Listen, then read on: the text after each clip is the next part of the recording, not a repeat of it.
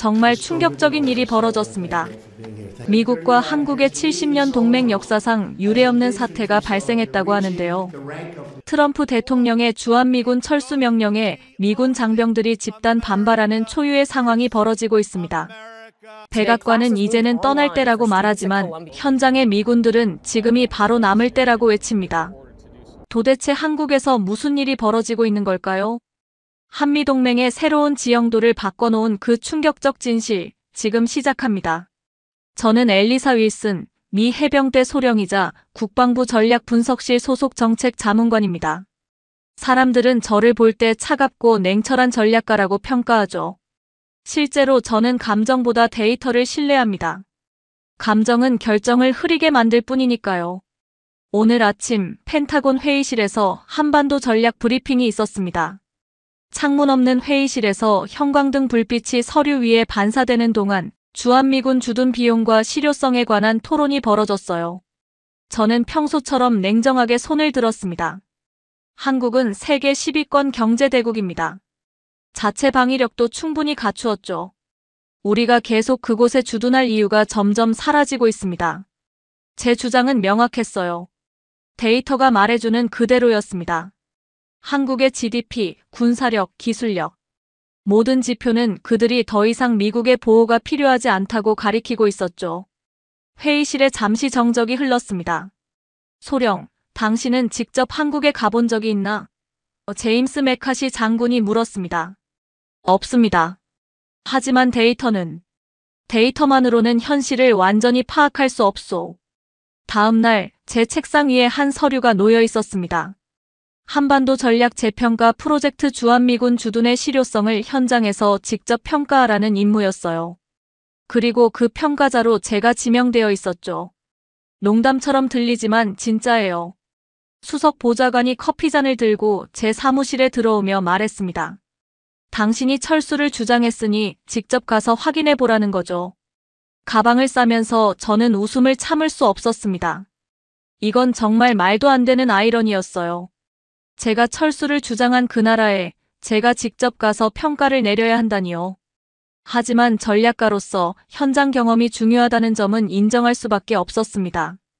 오피스 창문 너머로 워싱턴 DC의 풍경이 보였습니다. 이곳에서 내리는 결정이 지구 반대편에 어떤 영향을 미치는지 우리는 얼마나 알고 있을까요?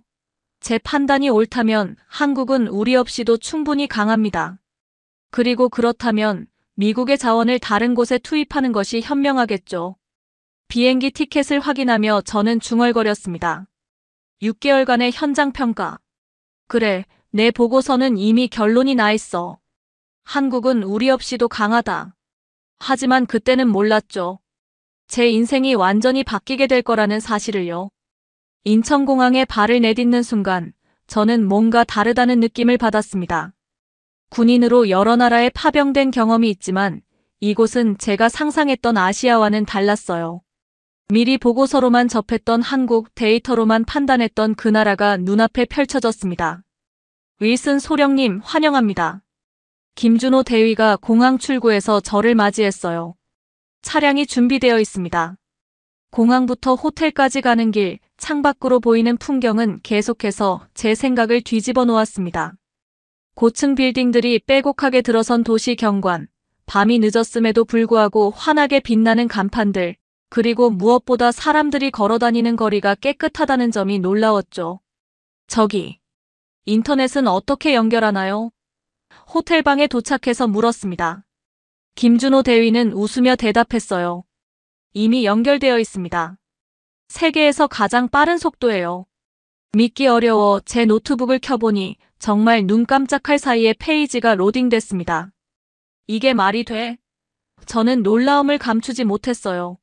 소령님, 배고프시면 뭐든 주문할 수 있습니다.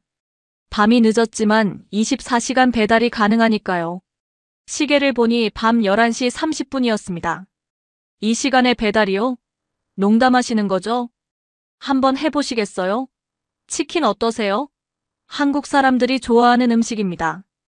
반신반의하며 배달 앱을 통해 치킨을 주문했어요. 놀랍게도 15분 만에 따끈따끈한 치킨이 제 호텔 방 문 앞에 도착했습니다. 미 해병대 캠프에서는 상상도 할 수 없는 일이었죠. 창문을 열고 서울의 밤 풍경을 바라보며 생각했습니다. 이게 내가 생각했던 아시아가 맞나? 쏟아지는 네온사인과 끝없이 이어진 고층 빌딩들, 그리고 이 늦은 시간에도 활기찬 도시의 모습이 제 고정관념을 하나씩 깨뜨렸어요. 다음 날 아침 호텔에서 나와 지하철을 탔습니다. 깨끗하고 효율적인 대중교통 시스템에 다시 한번 놀랐어요. 모든 안내방송이 한국어와 영어로 동시에 나오고 사람들은 조용히 각자의 스마트폰에 몰두해 있었죠. 미국에서는 이런 깨끗한 지하철을 본 적이 없어요 라고 제가 말했습니다.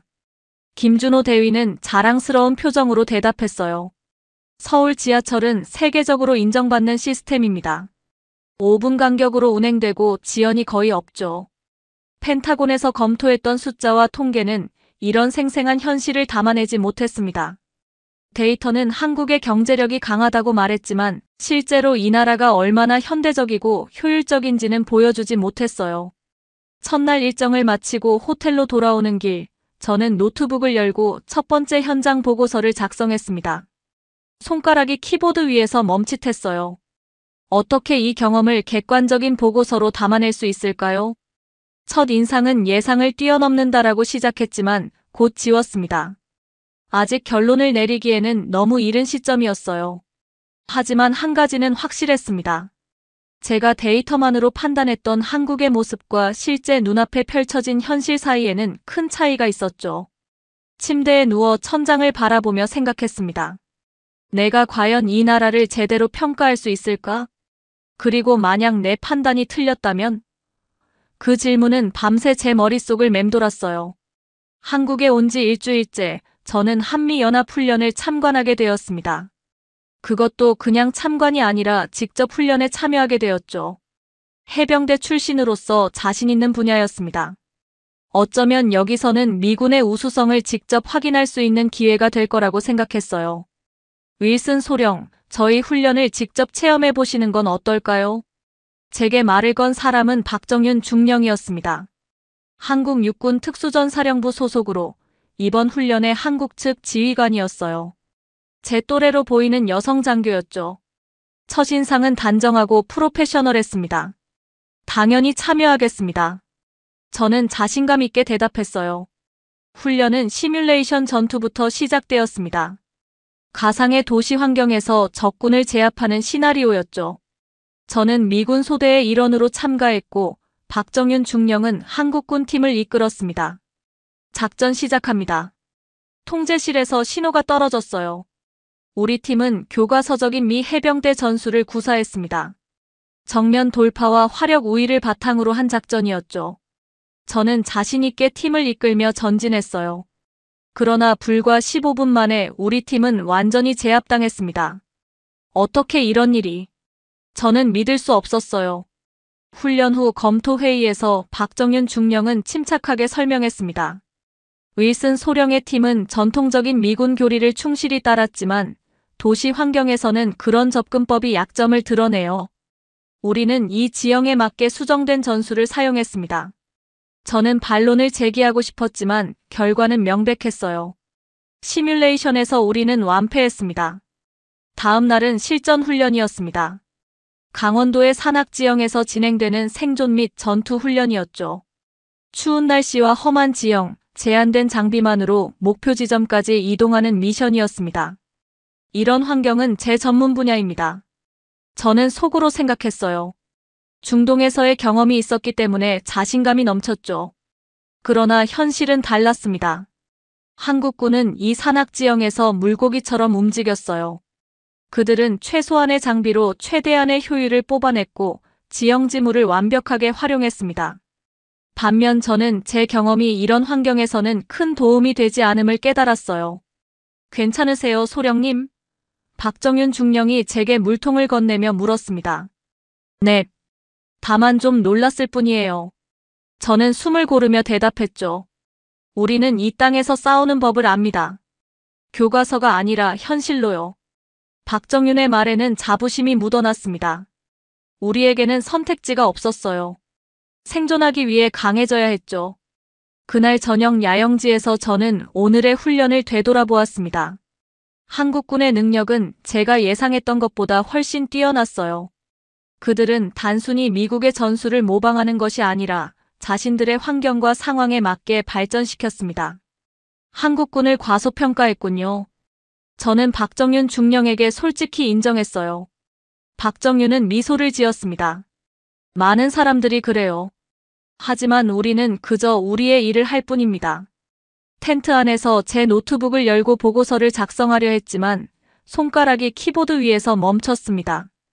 제가 펜타곤에서 자신있게 주장했던 것들이 이제는 의심스러워지기 시작했어요. 한국의 방위력에 대한 제 평가가 실제보다 낮았던 걸까요? 별이 빛나는 밤하늘 아래 저는 다시 생각하기 시작했습니다. 데이터와 문서로만 판단했던 한국의 실체가 점점 달라 보이기 시작했어요. 그리고 이것은 시작에 불과했습니다. 오늘은 군사훈련이 아닌 한국의 일상을 경험하는 일정이었습니다. 국방부에서 주최한 한국사회 이해 프로그램이라는 이름으로 저를 포함한 미군 관계자들이 한국의 공공서비스와 일반 시민들의 생활상을 직접 체험하는 날이었죠. 첫 번째로 방문할 곳은 주민센터입니다. 김준호 대위가 안내했어요. 주민센터라는 건물에 들어서자 깔끔한 인테리어와 질서정연하게 줄 서 있는 시민들이 눈에 들어왔습니다. 무인 발급기 앞에서는 노인들도 터치스크린을 능숙하게 다루고 있었어요. 여기서 어떤 서비스를 제공하나요? 저는 김 대위에게 물었습니다. 출생신고부터 사망신고까지 주민등록증 발급, 각종 증명서, 복지, 서비스 신청 등 거의 모든 행정 서비스를 한 곳에서 처리할 수 있습니다. 호기심에 저도 한번 체험해보기로 했어요. 주민등록 등본이라는 서류를 발급받는 과정을 지켜보았는데 신청부터 발급까지 불과 5분이 걸렸습니다. 이건 캘리포니아에선 하루 걸릴 일인데 저는 놀라움을 감추지 못했어요. 김 대위는 자랑스럽게 설명했습니다. 우리는 행정 효율성을 매우 중요하게 생각합니다. 시민의 시간을 절약하는 것이 국가의 경쟁력이라고 보죠. 다음으로 방문한 곳은 서울의 한 스타트업 허브였습니다. 판교라는 곳에 위치한 이 시설은 실리콘밸리를 연상시켰어요. 젊은 개발자들이 열정적으로 일하는 모습, 개방적인 사무 공간, 그리고 끊임없이 오가는 아이디어의 흐름이 느껴졌습니다. 윌슨 소령님, 이분은 김태영 대표입니다. 3년 전 창업해서 지금은 글로벌 시장에 진출한 AI 스타트업을 운영하고 계세요.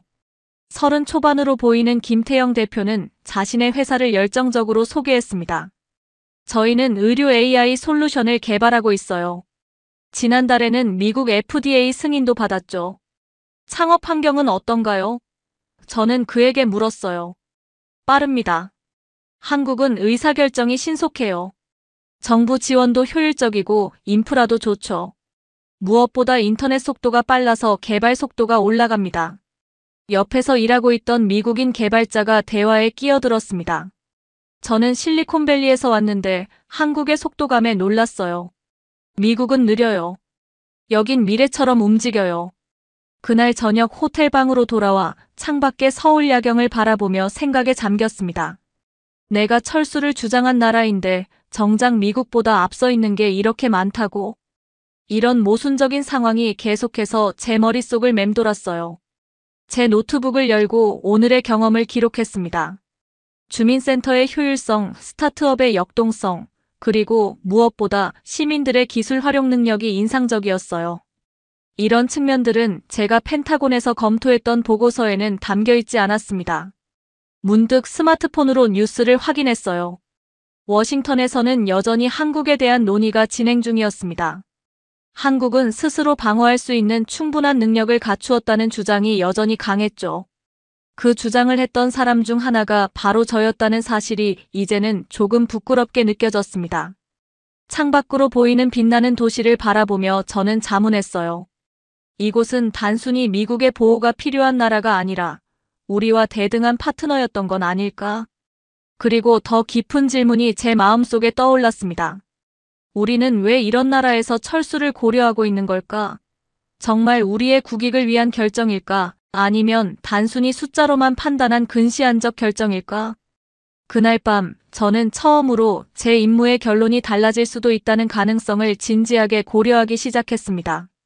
오늘은 용산 기지에서 미군 병사들과의 간담회가 예정되어 있었습니다. 제 임무 중 중요한 부분이었죠. 주한미군의 생활과 그들이 느끼는 한국에 대한 인식을 직접 들어볼 기회였습니다. 윌슨 소령님, 이쪽으로 오세요.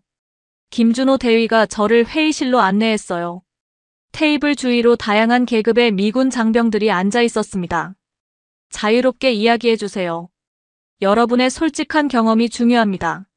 저는 그들에게 말했어요. 처음 발언한 것은 갓 한국에 도착한 젊은 병사였습니다. 솔직히 처음에는 적응하기 힘들었어요. 언어도 다르고 음식도 다르고 문화 충격이 컸습니다. 그의 말에 여러 초임 병사들이 고개를 끄덕였어요. 그들에게 한국은 여전히 낯선 땅이었죠. 그러나 분위기는 3년 이상 근무한 베테랑들이 말하기 시작하면서 급격히 바뀌었습니다. 저는 처음에는 1년만 버티자는 생각이었어요. 마이클 스미스 상사가 말했습니다. 그런데 지금은 한국인 아내와 결혼해서 3년째 살고 있습니다. 전역 후에도 한국에 정착할 계획이에요. 또 다른 군인이 이어 말했어요. 저희 아이는 여기서 태어났습니다. 한국의 교육 시스템이 미국보다 훨씬 안전하고 체계적이라고 생각해요. 아이 키우기 너무 좋은 나라입니다. 그들의 이야기는 계속되었습니다. 안전한 거리, 편리한 대중교통, 24시간 운영되는 편의점, 세계 최고 수준의 의료 서비스. 그리고 무엇보다 그들이 강조한 것은 한국 사회의 역동성과 미래지향적인 모습이었어요. 윌슨 소령님, 우리는 이걸 코리안 드림이라고 부릅니다. 제임스 윌리엄스 중사가 웃으며 말했어요. 전역 후에 영어 강사를 할 생각이에요. 한국에서는 영어 교육에 대한 수요가 엄청납니다. 코리안 드림이라는 표현이 제 귀에 맴돌았습니다. 미국인들이 더 나은 삶을 위해 한국을 선택한다는 개념이 아이러니하게 느껴졌어요. 아메리칸 드림을 쫓아 미국으로 오는 이민자들의 이야기는 많이 들어봤지만 그 반대 경우는 생각해 본 적이 없었습니다. 한국에 오래 머물수록 이곳의 장점이 더 보입니다. 한 군인이 덧붙였어요. 초반의 문화 충격을 넘어서면 이곳의 효율성과 안전함, 그리고 미래 지향적인 모습에 매료됩니다. 간담회가 끝나고 저는 기지 내 카페에서 혼자 커피를 마시며 생각에 잠겼습니다. 왜 우리 병사들이 여기를 꿈꾸는 곳으로 여기는 걸까? 그들이 말하는 한국의 모습은 제가 워싱턴에서 접했던 보고서와는 사뭇 달랐어요. 저녁이 되자 김준호 대위가 제게 제안했습니다. 오늘은 일반 한국인들이 가는 식당에서 저녁 식사를 해보는 건 어떨까요? 진짜 한국을 경험하려면 현지인처럼 생활해봐야 합니다. 우리는 작은 골목길에 있는 식당으로 향했습니다. 테이블마다 사람들이 가득 차 있었고 웃음소리와 대화 소리로 시끌벅적했어요. 메뉴판은 한글로만 되어 있었지만 김 대위가 저를 위해 번역해 주었습니다. 이런 곳이 한국의 진짜 모습입니다. 김 대위는 말했어요. 사람들이 모여 음식을 나누고 이야기를 나누는 곳이죠. 식사를 하면서 저는 주변을 둘러보았습니다. 젊은 직장인들, 학생들, 가족들. 그들의 얼굴에서 활기와 에너지가 느껴졌어요. 그리고 문득 오늘 간담회에서 들었던 코리안 드림이라는 단어가 다시 떠올랐습니다. 호텔로 돌아오는 길 저는 생각했어요. 이곳에서 미국인들이 꿈을 찾는다면 우리가 이 나라에서 철수하는 것이 정말 현명한 결정일까? 그리고 더 중요한 질문은 미국과 한국의 관계는 단순한 보호자와 피보호자의 관계가 아닌 서로에게 이로운 동반자적 관계가 아닐까 하는 점이었습니다. 한국 체류 4개월 차, 저는 워싱턴으로 중간 보고를 위해 귀국했습니다. 펜타곤의 익숙한 회의실에 들어서자 묘한 감정이 밀려왔어요. 같은 공간인데 제가 달라져 있었습니다. 테이블 주위로 국방부 고위 관계자들이 모여 있었습니다. 제 보고서를 이미 읽어본 그들의 표정은 복잡해 보였어요. 예상했던 반응이었죠. 윌슨 소령, 당신의 결론은 상당히 놀랍군요. 메카시 장군이 입을 열었습니다. 한국에 가기 전 당신은 철수를 강력히 주장했었는데 이제는 정반대의 입장이군요. 저는 깊게 숨을 들이마셨습니다.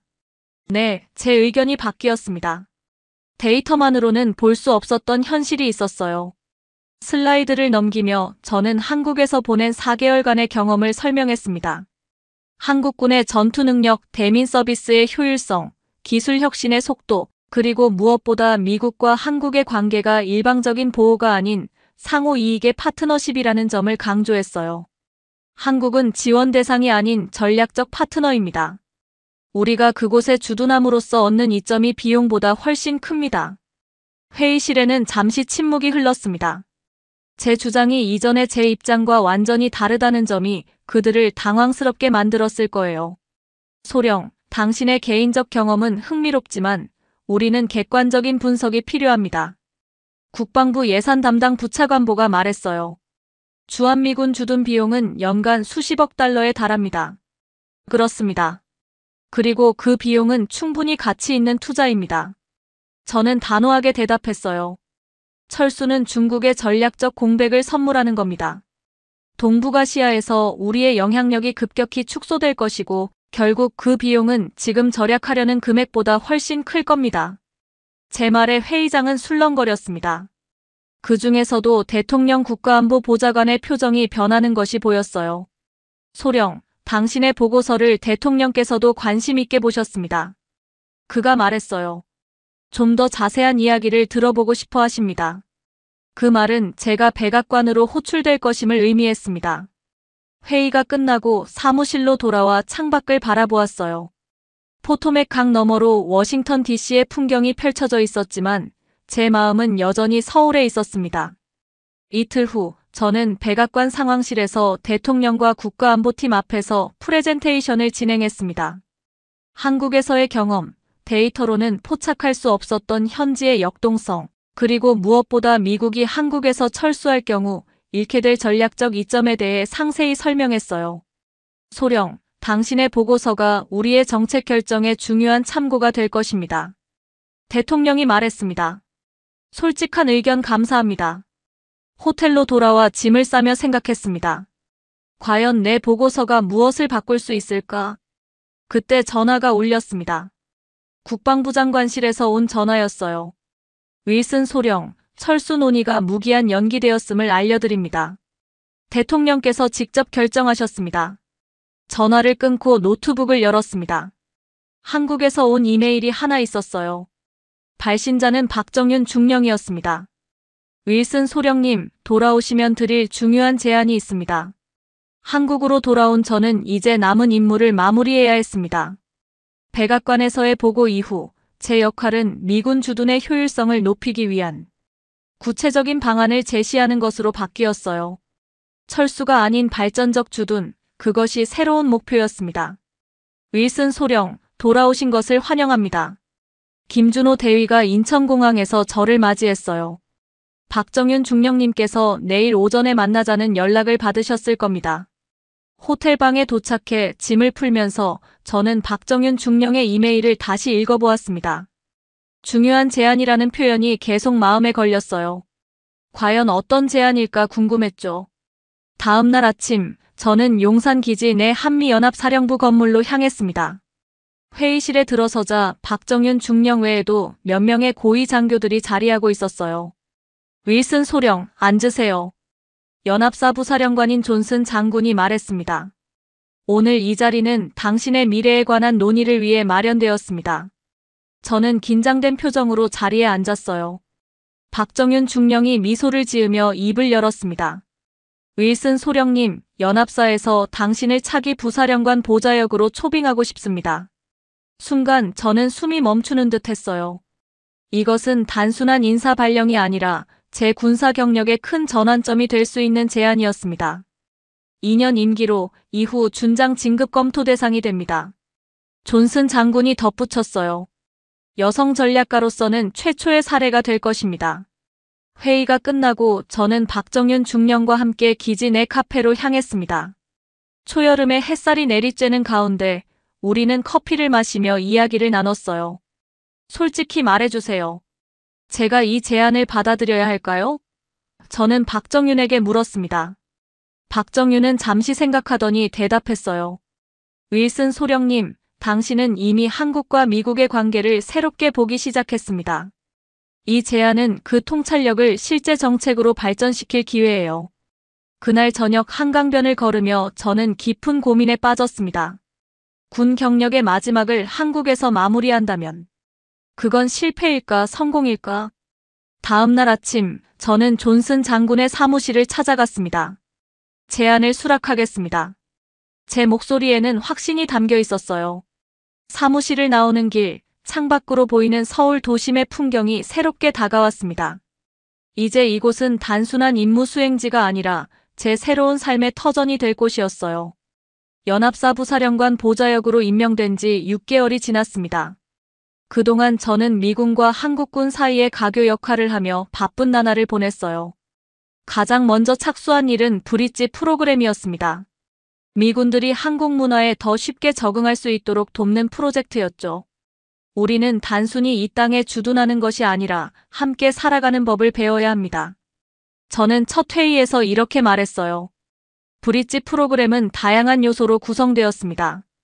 한국어 교육, 문화체험, 지역 주민과의 교류 행사, 그리고 무엇보다 미군 가족들이 한국 생활에 잘 적응할 수 있도록 지원하는 네트워크 구축이었습니다. 윌슨 소령, 당신의 아이디어가 실제로 변화를 만들어내고 있어요.